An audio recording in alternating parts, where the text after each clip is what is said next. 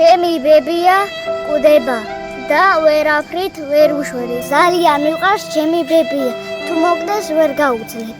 როცა ბებია ავათარიყო, სულ მეთამაშებდა და ლექსებს მიყვებოდა. გალთაში ჩამისვავდა და თავზე მეფერებოდა. გენატრება ბებიკოს მოფერება? კი.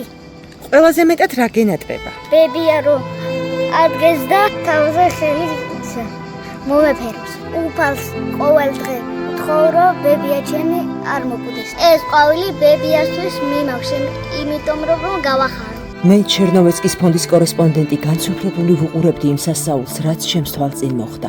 ქალი, რომლის ხერებიც მთლიანად პარალიზებული იყო, შვილიშვილის მირთმეულმა ყვავილმა ძალა მისცა, რაც დრო გადის, უფალი სულ უფრო მეტად გვარწმუნებს კაცთა მოდგმას, რომ სიყვარულს ყველაზე დიდი ძალა აქვს ამ სამყაროში.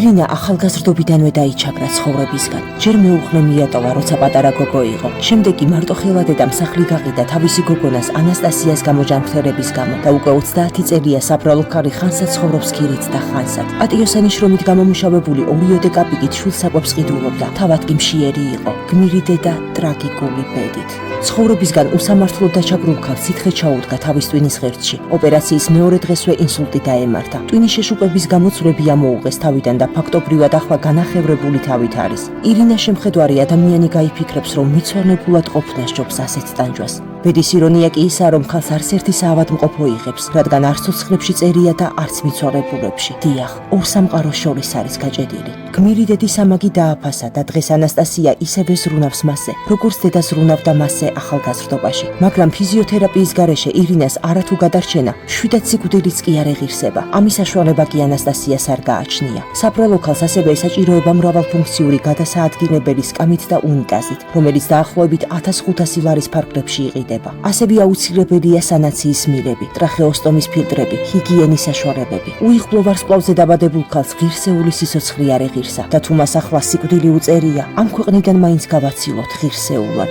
გმირი დედა ამას ნამდვილად იმსახურებს. გადარიცხეთ ნებისმიერი თანხა ჩერნოვეცკის ფონდის ოფიციალური საიტის მეშვეობით.